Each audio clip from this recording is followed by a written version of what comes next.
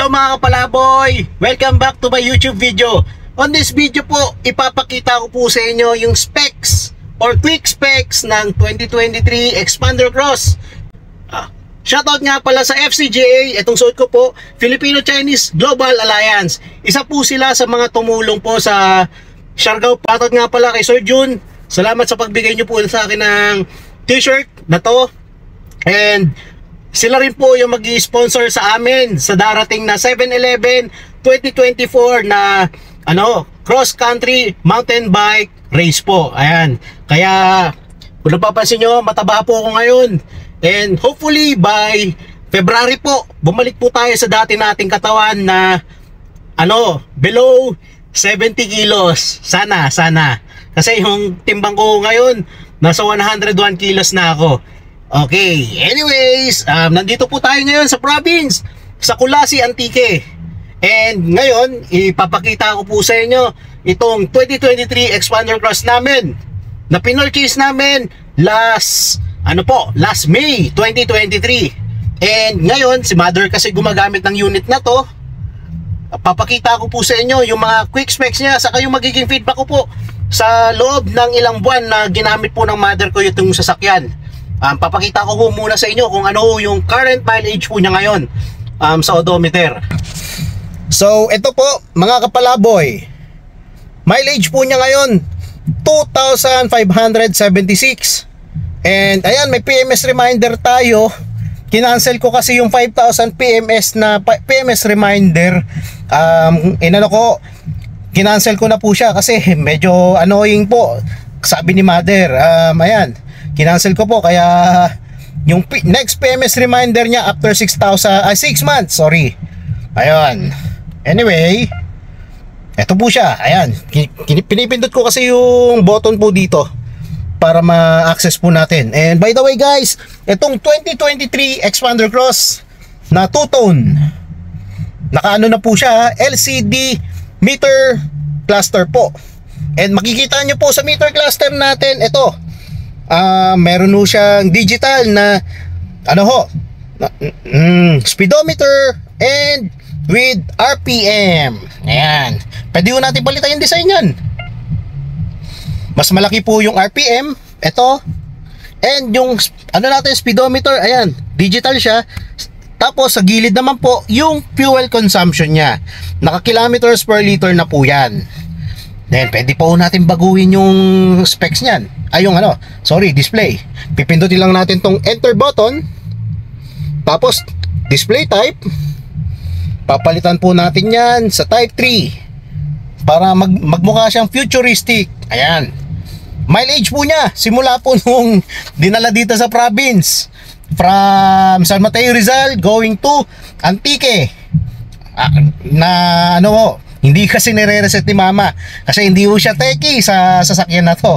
Ayan, kung makikita nyo, yung gamit po niya dito sa unit na to, 899 kilometers lang. Ayan, 899 kilometers lang. And then, by the way guys, mga kapalaboy, kung napapansin nyo po, napalitan natin yung display ng odometer. Nasa left side ng screen yung RPM. Tapos sa right side naman, nandito naman po yung speedometer. Tapos papansin nyo, ayan, ganda fuel gauge natin nasa right side ng screen. Temperature gauge nasa left side ng screen. Then palitan po natin ulit yung display kasi ginagamit ko talagang display ito. And yung medyo basic lang talaga yung alam ni Mama dito. Ayan, balik natin sa dati. Yan. Ayan na yung display niya. Then mga kapalaboy, meron po tong yung LCD natin or yung meter cluster natin na LCD display na. Pwede natin palitan yung turn signal sound niyan. Kung napapansin nyo, ayan yung tunog. Papalitan natin yan. Medyo mas maingay. Ayan, medyo digital na siya. Akala mo si Ultraman na nangihina. Balik natin sa dati. Ayan. Yan kasi yung gustong tunog ni Mama eh. Operation sound, pwede rin natin palitan yan mga kapalaboy. Pwede natin i-off yan. Pero on na lang natin. Pasensya na, medyo inuubo pa po ako. Language, pwede natin palitan yung language, kaya lang walang Filipino language po dito. Unit, pwede natin palitan yung fuel consumption niya from kilometer liter. Pwede rin na liter per 100 kilometers. Tapos mile per gallon, US version or US, anong tawag dito? Yung ano nila, yung measurement. UK meron din. So balik natin sa dati. Tapos reset mode, kung i-reset natin yung fuel consumption rating niya, ha, ayan. Pero mano-mano, automatic na lang nagre-reset yan. Yan po yung ano natin, yung sa menu. Tapos pwede natin palitan itong screen naman na to. For ano po ito, in case po na yung warning na ano na to, indicator, in case po na meron fuel low na tayo or may problema yung unit natin, may magdi-display po dyan. Tapos ito naman po, fuel kilometer, yung ano po niya, yung trip A, trip B, tapos driving range nung yung ano natin, yung fuel gauge natin, kung ilan na lang po yung pwede niyang itakbo, estimate lang po yan. Tapos active yaw control, ito po, gumagana po yan kung sakaling mag-activate po yung active yaw natin. Yan, bumalik ulit sa display. Tapos may na pala ilaw nito. Ayun, malakas pala, may na lang pala sa screen. Yun, palitan natin setting. Ito, drive computer, average kilometers per hour. Tapos sa baba niyan, yung average ng kilometer per liter po ng ano natin, ng tawag dito, fuel consumption.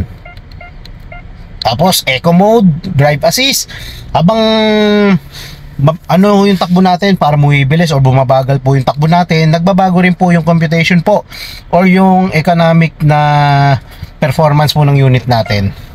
Tapos mga kapalaboy, kapag kumpleto po yung ilaw ng mga yan, pag naging green po yung mga daon yan, lahat po yan, ibig sabihin po, napakatipid po nung paggamit natin ng fuel po ng ano natin. Ibig sabihin, mas mataas po yung yung tawag dito, mileage ng tinatakbo ng unit natin versus sa kinukonsume po niya na fuel po.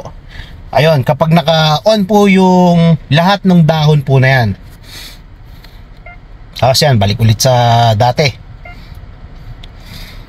Then mga kapalaboy, ito kasing unit na to, pinalitan ko po siya ng LED na naka-LED bulb na po yung kanyang dome light po. Kaya kung napapansin nyo turo ko po, hindi, joke lang mga kapalaboy. Naka po yan, naka LED na po yan, aftermarket. Kinabit ko lang po yan. Ayun, kung tatanungin niyo po ako kung mabovoid po yung warranty, hindi, joke lang. Kung tatanungin niyo po, mabovoid po yung warranty nito as long as wala po tayong tinatamper po or ina-alter po na wirings, hindi po mabovoid yung warranty. Basta wag nyo lang po puputukin or mag-gaano kayo dito, mag-short circuit po yung ano natin, yung wiring po ng unit natin dito. Kaya kung mga kapalaboy, kung magpapagawa ko kayo ng ganito, maganda wag ko kayo mag-DIY kung hindi ko kayo sigurado, or wag ko kayo mag-do it yourself kung hindi ko kayo sigurado sa gawa nyo. Mas maganda ipagawa nyo sa professional or sa well-experienced na electrical technician po ng sasakyan, para hindi magloko yung or ma-compromise po yung safety and yung warranty ng sasakyan natin. Ayan, kaya maliwanag dito. Tapos okay, kailangan ko talaga mag-vlog, kailangan ko kasing kumita mga kapalaboy. Ayun, anyways, balik ko tayo ulit sa medyo madaldal po ngayon kahit inuubo. Mga kapalaboy, by the way, ipapakita ko yung aircon po ng 22 by the way mga kapalaboy, ipapakita ko po itong aircon ng 2023 Expander Cross natin. Naka digital aircon controls na po siya. Tapos may toggle switch po dito sa kaliwa ko po para po sa fan speed ng aircon. Tapos sa kanan naman, nandito po yung toggle switch para naman po sa sa thermostat ng aircon para palamigin natin habang binababa, at pag tinaas po natin, lalong tumataas po yung temperature niya. Then nandito po yung front na aircon vent magbubukas. Then ito rear natin to, rear defogger para po sa likod kung sakaling moist po yung sa likod natin, ito po gagamitin para mawala po yung moist. Then max cool, kung sakali pong mainit po sa labas ng sasakyan natin, kung mainit po sa loob ng sasakyan natin at gusto natin palamigin kaagad, pipindutin po natin ito para mapabilis po niya yung paglamig po ng aircon. Ibig sabihin po niyan, pag pinindot po natin, magpo-full fan po siya, tapos yung thermostat ng aircon natin magpo-full din po. Ayun. Tapos mode, ito naman pong mode na to para naman po sa aircon vents po niya, para magamit natin yung kung gusto natin paganahin lang yung sa harapan. Tapos meron din po siya sa paanan. And kung gusto mo lang yung paggaganahin at wala pong lalabas na lamig dito sa gitna, pero may lalabas po na lamig dito sa magkabilang gilid po ng aircon vents natin. Ayan, pero hindi po siya ganun kalakas, unlike kapag on po yung aircon vent na nakatutok lang sa ulo. Tapos mga kapalaboy, ito naman kung gusto natin pagganahin yung aircon vent po dyan sa windshield natin. Ayun, tapos ang susunod, ito po, aircon vent yung paggaganahin natin sa ulunan lang. Ayan. Okay na. Yun.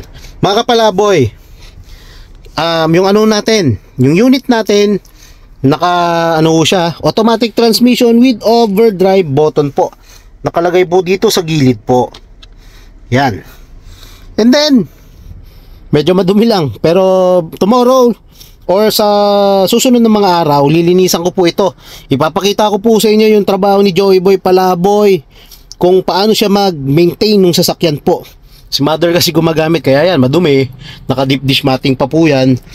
So, ayun. Isa po yan sa mga freebies natin, mga kapalaboy. Deep dish matting. Tignan nyo naman po kung gaano siya kadumi ngayon. Pero yung ilalim po ng deep dish matting natin, hindi yung nadudumihan yan. Dahil deep dish matting lang naman po yung sumasalo lahat ng dumi dyan ngayon. Ayun. And then mga kapalaboy, itong expander cross natin, equipped na po siya ng electronic parking brake.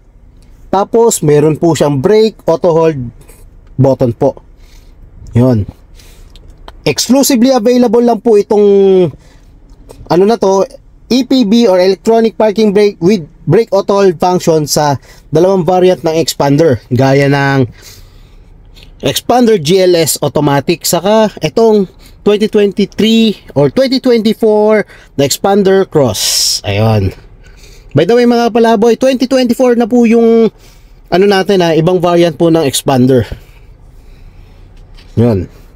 Then naka carbon fiber yung natin dito, yung trims natin. Carbon Lodi. Tapos yan, naka genuine leather po yan yung dashboard natin dito. Tapos yung kanyang leather seat, naka leather seat, genuine leather seat po yan with heat guard. Mas mabilis na lumamig, mas mabilis po niya natatanggal po yung init at hindi po inaabsorb ng ng upuan natin, unlike sa Montero Black Series saka Montero GT na mainit po yung leather kapag mainit din yung natin, yung loob ng sasakyan. So magandang advantage to. So mga kapalaboy, nakalimutan ko po, itong steering wheel po pala natin, same with na po siya, Montero Montero variants po. Saka yung natin, existing or current model natin ng Strada po, ganito pa rin po yung steering wheel. Ganda, di ba? With thumb rest po yan.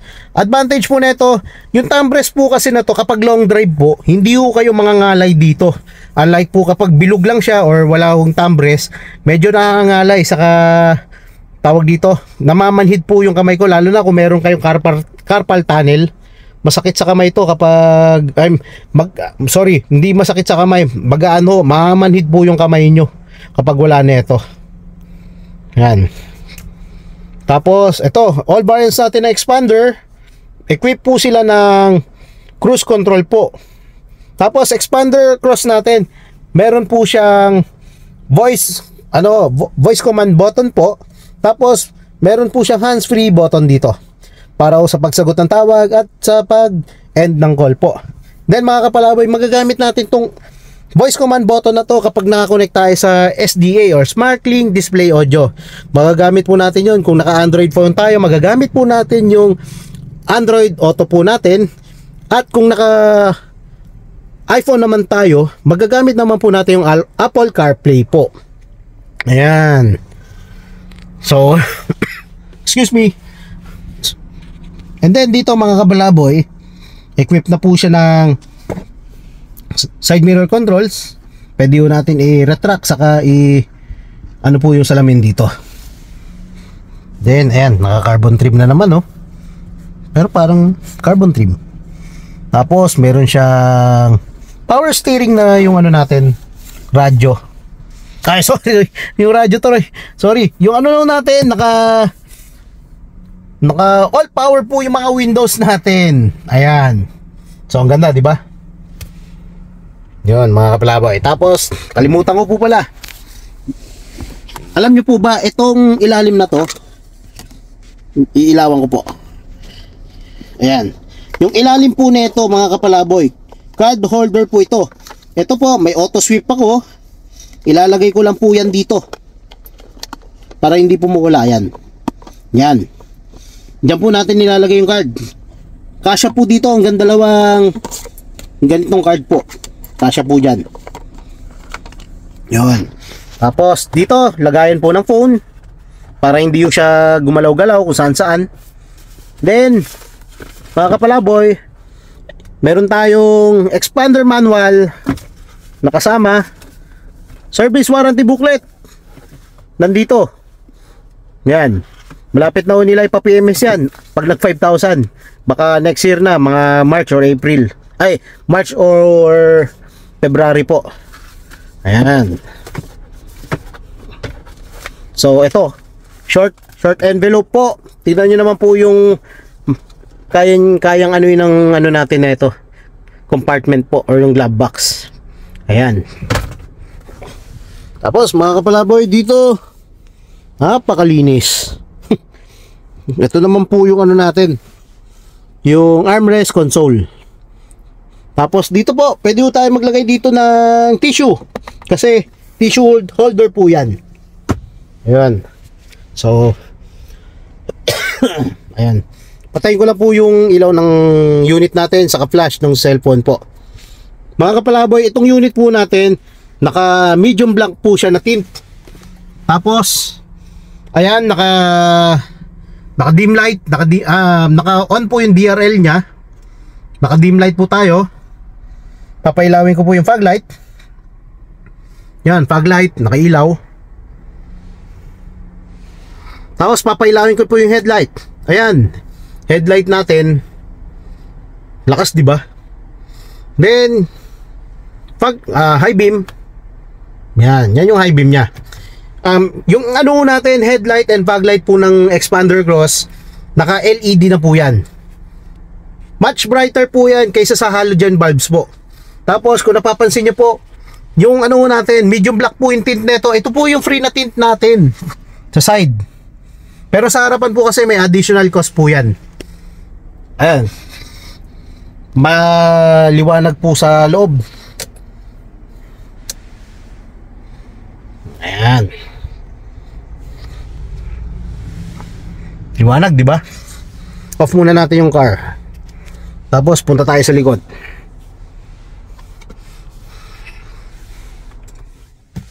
Liwanag, di ba? Yeah. 30 minutes pala tayo nagbablog mga kapalaboy. So ito ho yung likod ng second row ng sasakyan natin. May cup holder po dito, may ano dito aray ko. May armrest din po dito sa gitna, center armrest. Tapos may cup holder po yan. Wait lang. Yan. Dalawa po. Tapos pailawin natin yung LED dito sa likod. Liwanag. Yan. Ito, kinabit ko po yung child seat. Kasi may pamangkin po ako na 2 years old po. Yan. Medyo spacious po yung likod ng yung second row ng ano natin, expander cross. Mga kapalaboy, may dalawang USB port po dyan for charging. Ayan. Ganda, diba? Tapos yan. Dumi. Madumi yung expander natin. May roof rail po siya. Kulay black din yan. Tapos, punta tayo sa likod. Medyo makalat. Ito mga kapalaboy, ayan. May mga lagayan po nung may mga side pockets po siya. Lagayan ng mga gamit. So car care kit. Tapos, sa gilid, meron po tayo, nandyan po yung mga tools or basic tools like jack, wrench, wala palang wrench dito, yung wrench nasa bag. Tapos nandyan yung pang tow, ito sa pag ano nung ano natin ng tawag dito sa jack, alligator jack. Tapos ito naman yung tie wrench. Yan. Tapos dito lagay ng baril. Hindi, joke lang. Yan. Lagay ng mga tsinelas, sapatos. Tapos itong nasa gitna, pwedeng maglagay ng umbrella dyan. Then for tether seats, ayan.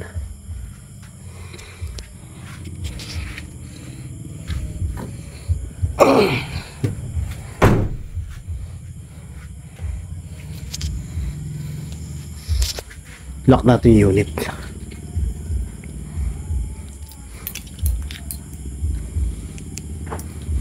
Yan. Tingnan nyo naman mga kapalaboy kapag nakalock po yung sasakyan natin. Medium black lang po yung tint yan. Yan. Tapos yan, naka 2-tone na 17-inch na alloy rims na siya.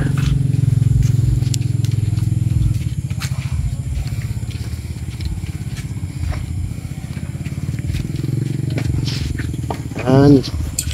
May hood emblem. Amoy na pala sila. Yan itsura.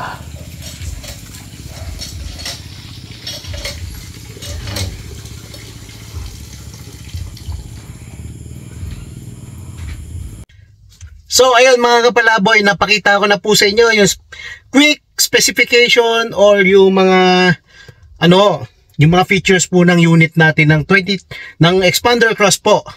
And kung meron po kayong mga questions or inquiries po regarding po sa mga expander units natin, Montero or Strada, maaari nyo po akong tawagan sa number na naka-indicate dito sa screen. O nyo rin po akong kontakin sa aking personal Facebook account. Makikita nyo po yung link na nakalagay po sa description po below. Ayun.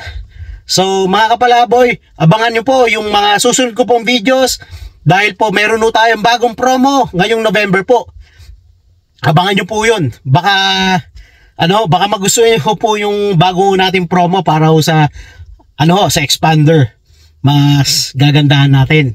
Bibigyan ko kayo ng ilang option kaya pwede? 3 option po. Gaya ng low down payment, tapos low down payment na rin, tapos maraming freebies, and may free 1 month pa rin po siya. Ayun. Kaya so mga kapalaboy, wag nyo pong kalimutan na mag-like, share, and subscribe sa aking YouTube channel po. And sana po kayo naman po yung maging next Mitsubishi client ko po. Bye!